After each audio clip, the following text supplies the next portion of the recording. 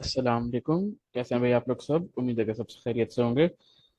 Welcome to my channel computer education by Sarsad. And आज आप लोगों से बात करेंगे एक नई चीज़ के ऊपर, एक नई हवाले से, जिसको हम लोग कहते हैं रिजर्व वर्ड। ज़रा देखते हैं कि है क्या, क्या करता है, क्या नहीं करता। थोड़ा सा रिकैप भी देते हैं आपको, फिर स्टार्ट करते हैं। ठीक है जी, आइए भाई स्टार्ट करते हैं हम लोग।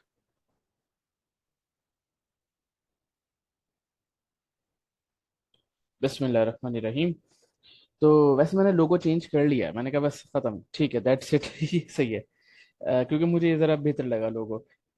चलें, बहरहाल। अच्छा जी, अल्हम्दुलिल्लाह। पिछली क्लासेस के अंदर हम लोगों ने स्कैन एफ भी पढ़ लिया, प्रिंट एफ भी पढ़ लिया। इवन हम लोगों ने उसके अंदर ऑपरेटर्स को भी देख लिया। अब हम लोग एक चीज़ पढ़ने जा रहे हैं जो अमूमन आपको बहुत कम जगहों पे देखने को मिलेगी, जिनको हम लोग कहते हैं reserve word.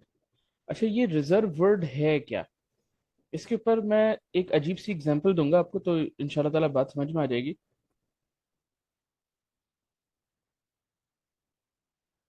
Reserved word. Reserved word. देखो, एक चीज है बेटा। जैसे मिसाल के तौर पे आप किसी होटल में जाते हैं, वहां पर आप एक टेबल पे जाके बैठते हैं, तो वहां पे आपको कहा जाता है कि सर ये टेबल रिजर्व्ड है, आप किसी और के ऊपर आ जाएं। रिजर्व्ड, ठीक है। या फिर मिसाल के तौर पे अगर आप लोगों ने देखा हो कि अगर आप किसी चेयर पे बैठे हैं, आप अपने स्कूल्स कॉलेज वगैरह की बात कर रहे हैं, तो अगर आप जिस चेयर पे बैठे होते हैं, आप उस चेयर के ऊपर अपना साजो सामान रख कर जाते हैं कहीं, अगर आपने जाना होता है। क्यों रख के जाते हैं? ताकि आपको जो है बाद में परेशानी ना हो, आपने वो चीज रिजर्व कर ली अपने पास। ठीक है जी, रिजर्व्ड। ये बात याद रखिएगा, ठीक है। रिजर्व वर्ड को हम लोग कहते हैं कीवर्ड। रिजर्व वर्ड का एक और नाम भी है। क्या नाम है भाई इसका? इसका नाम है keyword. It is also known as key word. ठीक है, रिजर्व वर्ड का ही कीवर्ड का है, बात एक ही है। अब इसमें होता क्या है बेटा? इसमें होता ये है कि ये कुछ वो अल्फाज हैं जो जो सी लैंग्वेज ने अपने पास संभाल के रखे हुए हैं। मतलब आप इनको यूज कर सकते हो, but you can not declare a variable with that.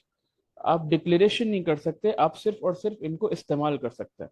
अच्छा, अब क्या मतलब है भाई इसका? इसका मतलब ये है कि जैसे मिसाल के तौर पे मैंने कहा कि भाई हमारे पास एक वर्ड हुआ करता है जिसको हम लोग कहते हैं मेन। MAIN, main. ठीक है। इसी तरीके से एक वर्ड होता है जिसको हम लोग कहते हैं फ्लोट। एक वर्ड होता है जिसको हम लोग कहते हैं इंटीजर। एक वर्ड होता है जो कि शायद आप लोगों ने अभी नहीं पढ़ा हुआ, बिल्कुल नहीं पढ़ा हुआ, जिसको हम लोग कहते हैं ब्रेक। बहुत सारे और हैं। तकरीबन तकरीबन कुछ 42 के करीब, अकॉर्डिंग टू द कंपाइलर्स, ये हमारे पास 42 के करीब रिजर्व वर्ड्स या कीवर्ड्स मौजूद हैं। तो अब ये इस्तेमाल तो हम लोग करते हैं, आप लोगों ने इसको भी देखा है, इसको भी देखा है इस्तेमाल करते, तो इसको भी थोड़ा बहुत देखेंगे, आगे भी देखेंगे। इसको भी हम लोग स्विच केस में देख रहे होंगे। तो इनको हम लोग इस्तेमाल तो कर रहे हैं, मगर इनको इस्तेमाल करने के साथ साथ हम कभी ये नहीं लिख सकते कि अगर मैं यहाँ पर लिखना चाहूँ, मैं लिखूँ कि भाई इंटीजर MAIN, मेन, तो ये क्या हो जाएगा? ये गलत हो जाएगा। क्यों गलत हो जाएगा? क्योंकि ये क्या है बेटा? ये आपके पास रिजर्व वर्ड है। ये क्या आ गया भाई? ये रिजर्व वर्ड आ गया। तो reserve word can not be a variable, you can not use reserve word. ठीक है, मैं यहाँ पर कुछ चीजें हैं वो मैं आपको शेयर करवाता हूँ। आप लोगों के साथ शेयर करता हूँ ताकि आप लोगों को याद रहे कि क्या मामलात हैं। ये कुछ फीचर्स हैं, ये समझ लीजिए कि ये कुछ बातें हैं जिसके जरिए से हम लोग किसी भी चीज को, ये स्टेप्स हैं, या ये समझ लीजिए कि ये पॉइंट्स हैं जिनकी बेसिस के ऊपर हम लोग वेरिएबल को डिक्लेयर करते हैं। मैं यहाँ पर ऊपर हेडिंग भी डाल देता हूँ आप लोगों के लिए।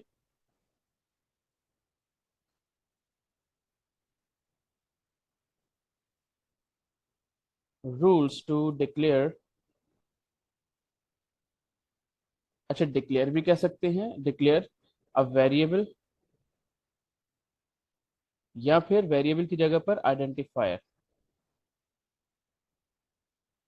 आइडेंटिफायर कहें या वेरिएबल कहें, बात एक ही है। नो रिजर्व वर्ड, आप रिजर्व वर्ड इस्तेमाल नहीं कर सकते।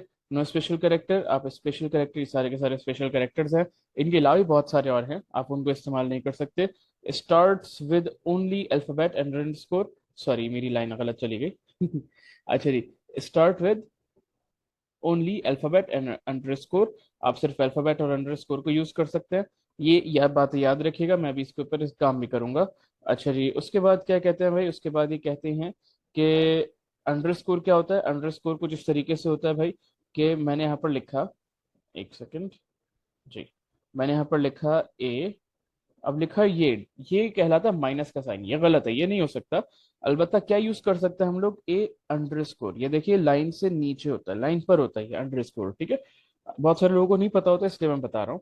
अच्छा, number can also be used, you can not right like this, मतलब आप A1 लिख सकते हैं, इट इज ट्रू, बट आप 1A लिखेंगे तो इट इज रॉन्ग। ठीक है जी, जैसे कि मैं यहाँ पर अगर बात करता हूँ, मैंने यहाँ पर कुछ चीजें लिखी हैं, मैं यहाँ पर इसको इरेज भी कर देता हूँ थोड़ा सा। जैसे कि अगर मैं बात करूँ ये स्टार्ट की, तो स्टार्ट बिल्कुल ठीक है, आप इंटीजर स्टार्ट लिख सकते हैं, इट इज ओके। क्यों ओके भाई, वो इस वजह से ओके क्योंकि हमारे पास ये जो स्टार है ये रिजर्वर्ड नहीं है, और इसके अंदर सारे रूल्स के मुताबिक सही काम कर रहा है, तो ये इट इज ओके। मतलब नो डाउट इससे पहले मैंने लिखा होगा इंटीजर स्टार, ये जो है मैंने यहाँ पर देखे, अगर आप जरा गौर से, तो ये पर डॉलर साइन लगा हुआ है, तो डॉलर साइन एक स्पेशल करेक्टर हो गया, तो ये क्या हो गया भाई, ये इनवैलिड हो गया। ठीक है जी। इसी तरीके से टोटल सम, ये करेक्ट है, मैंने टिक भी लगाया हुआ है। जबकि यहाँ पर अगर आप जरा गौर से देखें, तो दरमियान में ऑरेंज से मैंने बेसिकली हाईलाइट किया हुआ था ये, मैं दोबारा से आपको करके दिखाता हूँ। तो देखिए दरमियान में यहाँ पर आपके पास स्पेसेस मौजूद हैं, यहाँ पर दरमियान में स्पेसेस मौजूद है, मगर आपके पास ये सेम चीज नहीं है। जो स्पेस होती है ना बेटा, जो स्पेस होती है वो स्पेस आपके पास स्पेशल कैरेक्टर के अंदर आती है। तो देखो स्पेशल कैरेक्टर अगर दरमियान में आ गया तो फिर क्या आ गया भाई, ये इनवैलिड हो गया। इसी तरीके से फ्लोट, और ये कोई बता सकता है कि मैंने ये क्यों किया। बेसिकली इस वजह से किया क्योंकि आपके पास अगर गौर से देखा जाए, तो फ्लोट स्मॉल में लिखा गया, एज यू नो दैट, कि भाई आप लोगों के पास सी लैंग्वेज केस सेंसिटिव लैंग्वेज है, तो आप हर चीज स्मॉल में लिखते हैं। बट जैसे ही यहाँ पर भी मैंने फ्लोट लिखा है, मगर इस फ्लोट का जो एफ है वो कैपिटल कर दिया, तो ये क्या हो गई, चेंज हो गया। कंप्यूटर के अंदर कहा यह जाता है कि कंप्यूटर के अंदर 3 और 3.0 में जमीन आसमान का फर्क है, बहुत बहुत बड़ा फर्क है। हालांकि नॉर्मल जिंदगी में हम लोग तो कहते ही हैं कि भाई जिसके आखिर में कुछ नहीं लगा होता है वो पॉइंट लगा होता है, मैथ्स में आप लोगों ने ये पढ़ा होगा। बट कंप्यूटर के अंदर ये दोनों अलग अलग चीज है। तो सेम विद दैट, जब यहाँ पर हमारे पास फ्लोट इस्तेमाल हो रहा है, बट इस यहाँ पर जब इसका आपने वेरिएबल का नाम लिया तो आपने उसके अंदर एफ कैपिटल कर दिया, या आपने कुछ यूं लिख दिया, आपने लिखा इंटीजर और आपने लिखा FLOA, और टी जो है इस वक्त कैपिटल कर दिया आपने, तो ये भी क्या हो जाएगा, ये आपके पास वैलिड हो जाएगा। ठीक है भाई, ये कुछ चीजें हैं जिसको आप लोगों ने समझना है, इनको हम लोग कहते हैं रिजर्व्ड वर्ड। इस तरीके के क्वेश्चंस एग्जाम में वैसे पूछे भी जाते हैं बहुत सारे लोगों से, तो इनको जरा ख्याल रखिएगा। अच्छा जी, ये बेसिकली मेरे चैनल का नाम है, ये मैंने पहले से इस बार थोड़ी सी तैयारी की थी, मैंने कहा चलो आज पहले कर लेते हैं, तो बस खैर। तो याद रखिएगा, don't forget to like and subscribe to my channel. ठीक है जी। ये दरमियान में ऐसे ही बोल रहा हूँ मैं। अभी थोड़ी सी और बात है, आज हम लोगों ने एक और चीज पढ़नी है, उस और चीज को हम लोग नाम देते हैं selection control, one of my favourite. आइए भाई, अब ये उम्मीद करता हूँ कि ये रिजर्वर्ड वाली बात समझ में आ गई होगी। अब ये जो सिलेक्शन कंट्रोल वाली बात है, ये सिर्फ आज सरसरी सी एक बात, एक ओवरव्यू दे रहा हूँ, फिर नेक्स्ट वीडियो के अंदर इसको आपको प्रॉपरली इसके ऊपर बात करेंगे। देखिए जो वर्ड है आपके पास, SELECTION, selection control structure. Selection को कंट्रोल करो, और ऐसे स्ट्रक्चर्स जो सिलेक्शन को कंट्रोल करते हो। What do you mean by selection control structure? तो आइए जरा देखते हैं। मिसाल के तौर पे ये कुछ स्टेटमेंट्स हैं, ये जो लाइंस डाल रहा हूँ ये स्टेटमेंट्स हैं। ठीक है जी। अब इन स्टेटमेंट्स के अंदर मैं इसको यहाँ पर रेड लाइन से या रेड डब्बा बना देता हूँ, जिनको मैंने कहा कि भाई ये किसी किसी कंडीशन के ऊपर डिपेंडेंट है। मिसाल के तौर पे, आप लोगों की जिंदगी नॉर्मल चल रही है, आप सुबह उठते हैं फिर सो जाते हैं, आई मीन बाहर चले जाते हैं, काम वाम करते हैं, आप एक काम किया दूसरा काम किया।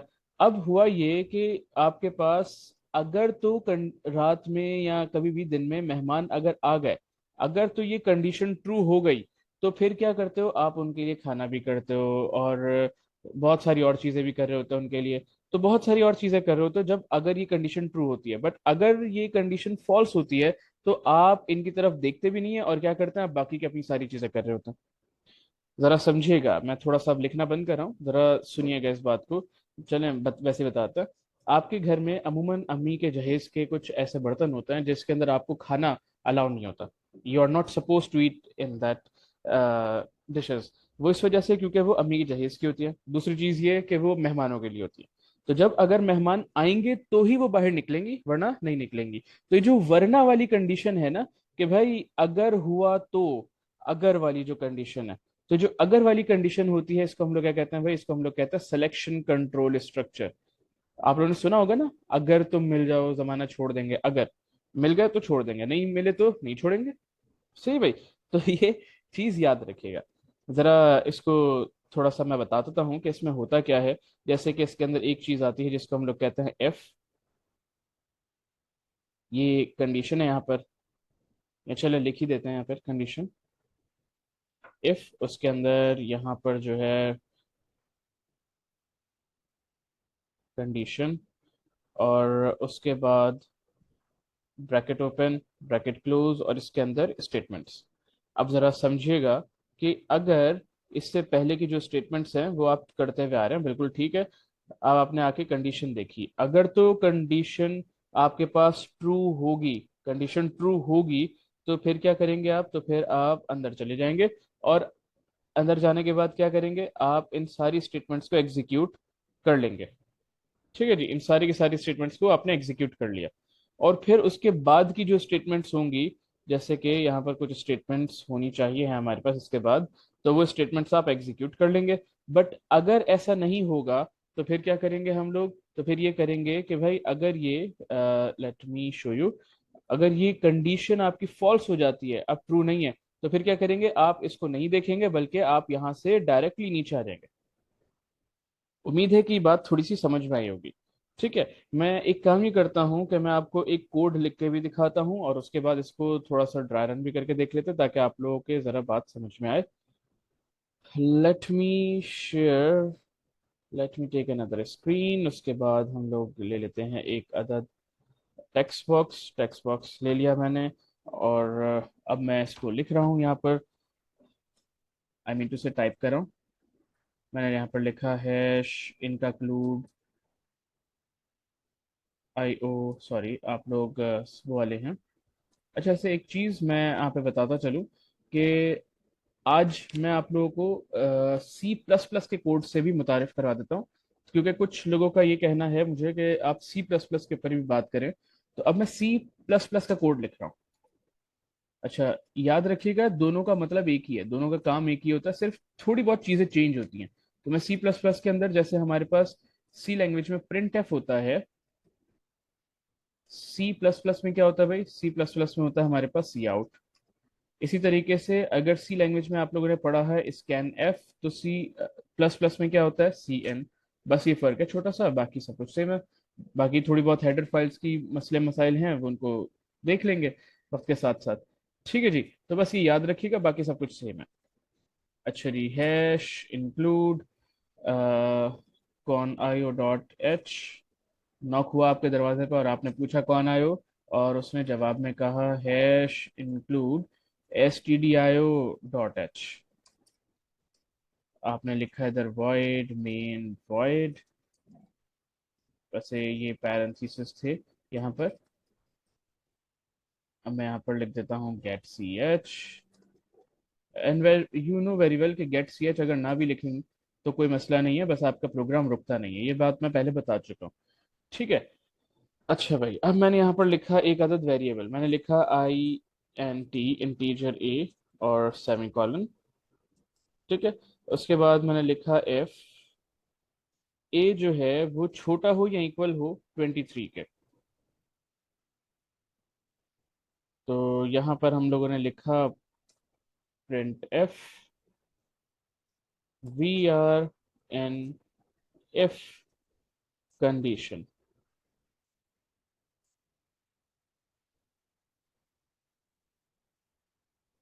ठीक है जी। अगर ये हो, और यूजर से वैल्यू भी ले लेते हैं ताकि यूजर ही बताए कि भाई क्या वैल्यू है।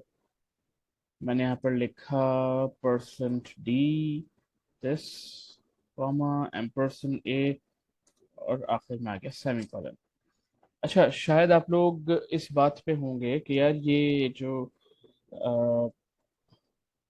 मैंने यहाँ पर लिखा है लेस देन का साइन, ये कैसा है? तो जरा देखिएगा, मैं इसको समझा देता हूँ। Out of if condition. अच्छा जी, नो डाउट, मैं पहले भी आपको बता चुका हूँ, अर्ज कर चुका हूँ इस बात को कि भाई आप लोग इस बात को याद रखिएगा कि हम लोग जो है यहाँ पर जो भी लिख रहे होते हैं वो अ, इसके मुताबिक थोड़ी सी एरर हो सकते हैं उसके अंदर। जैसे कि इन्होंने अपना फर्स्ट जो लेटर है वो किया हुआ है, कैपिटल किया हुआ है, क्योंकि ये MS पावर पॉइंट इस्तेमाल कर रहा हूँ मैं।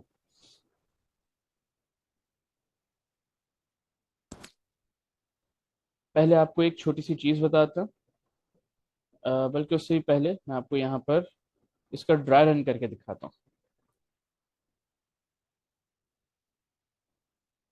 अच्छा, ड्राई रन, मुश्क भागेंगे अब हम लोग, बिस्मिल्लाहिर्रहमानिर्रहीम। तो भाई आप सब कुछ छोड़ छाड़ के आपका कंप्यूटर कहाँ पर आया? भाई मेन पर आया। मेन को देखा, मेन को देख के दिल को करार आया, फिर नीचे आ गया, नीचे आने के बाद इसने देखा इंटीजर ए, रैम के अंदर एक अदद वैल्यू ए, बेसिकली एक रूम बन गया जिसके अंदर हमें नहीं मालूम कि कौन सी वैल्यू गार्बेज वैल्यू कहलाती है। ये आई विल शो यू इंशाल्लाह ताला। अच्छा जी, फिर उसके बाद कहाँ है? नेक्स्ट लाइन के ऊपर है स्कैन यूजर से वैल्यू ले लो। यूजर कोई वैल्यू देना चाहता है, अब आपका कर्सर यहाँ पे ब्लैंक कर रहा है। बिल फर्ज आपने कोई वैल्यू दी 5, 5 लिखा, एंटर प्रेस किया तो ए की वैल्यू कहाँ पर ले जाओ भाई? वैल्यू को ले जाओ ए के पास। तो ए की वैल्यू जो है वो कितनी हो गई बेटा? 5 हो गई। 5 होने के बाद यहाँ पर आ गए इफ ए जो है वो छोटा हो या इक्वल हो 23 के। क्या ए की वैल्यू छोटी है या इक्वल है 23 के? ए की वैल्यू क्या है भाई? ए की वैल्यू अब आपने देखी 5 दी थी, तो 5 छोटा होता है 23 से। क्या कंडीशन ट्रू है? बिल्कुल, कंडीशन जो है हमारे पास वो ट्रू है। मैं इसको ग्रीन साइन से रिप्रेजेंट कर रहा हूँ ताकि आपको पता चल जाए। जी, तो हम लोगों ने कहा कि भाई कंडीशन ट्रू हो गई। तो फिर अब जैसी कंडीशन ट्रू हो गई तो आपके पास क्या लिखा हुआ आ जाएगा? आपके पास जो है ये वाली जो लाइन है, जैसी कंडीशन ट्रू हुई तो ये we are in if condition, ये वाली लाइन यहाँ पर लिखा हुआ आ जाएगा। तो लिखा हुआ आ गया we are in if condition. ठीक है जी। अच्छा जी, उसके बाद क्या है, ये जैसी चीज़ ख़त्म हो गई तो फिर हम लोग इस लाइन के ऊपर आ गए और क्या लिखा हुआ आ गया भाई? We are out of if condition. मतलब ये जो दूसरी वाली लाइन है, ये वाली जो लाइन है आपके पास, इस वाली लाइन ने अपना काम दिखा दिया। अब मैं एक काम ये करता हूँ कि अगर बिल फर्ज ऐसा हो जाता कि आपके पास जो वैल्यू आप देते, मैं इन सबको मिटा रहा हूँ यहाँ पर, रेस कर रहा हूँ ताकि आप लोगों को ज़रा बात समझ में आए। अब मैं वैल्यू दे देता हूँ मिसाल के तौर पे 50। इस बार मैं रेड पेन यूज़ करूंगा ताकि आप लोगों को ज़रा बात समझ में आए और क्या मामला चल रहा है आप लोगों को ज़रा पता चले। यूज़र से वैल्यू मांगी, यूज़र ने वैल्यू दे दी, ए की वैल्यू हो गई भाई 50 मिसाल के तौर पे। ठीक है, ए की वैल्यू कितनी हो गई भाई? 50 हो गई। अब कंडीशन बताइए, क्या ये कंडीशन ट्रू है? क्या 50 जो है वो छोटा होता है 23 से? तो भाई ये कंडीशन तो फॉल्स हो गई, तो इसलिए मैंने एफ लिख दिया था यहाँ पे पहले ही। तो जैसे ही कंडीशन फॉल्स हो गई तो अब आपने इसको नहीं देखा बल्कि कहाँ चले गए? डायरेक्टली इधर। और अब क्या लिखा हुआ आ गया? We are out of if. तो यहाँ पर लिखा हुआ आ गया we are out of if condition.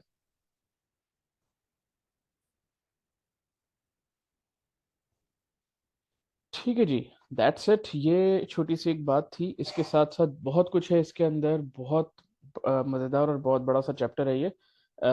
मैं इसको चैप्टर्स के अंदर ही डिवाइड करता हूँ क्योंकि ज़रा बेहतर रह जाता है, आपको समझ में आता है कि आप कहाँ कहाँ पर मौजूद हैं। इस कंडीशनल सीक्वेंस, इस कंडीशन के अंदर हमारे पास बहुत सारी चीज़ें हैं बात करने के लिए, जो कि आप लोग इंशाल्लाह ताला नेक्स्ट क्लास में देखेंगे, पढ़ेंगे, समझेंगे। तो इसी हवाले से कि हम लोग जो नेक्स्ट क्लास में पढ़ेंगे उसी के साथ आज की इस वीडियो को हम लोग ज़रा करते हैं पॉज। और दुआ है कि अल्लाह ताला आपको खैर खुश आबाद रखे। और सेकेंडली ये कि please like, comment and subscribe to my channel. Thank you so very much. अल्लाह हाफिज़।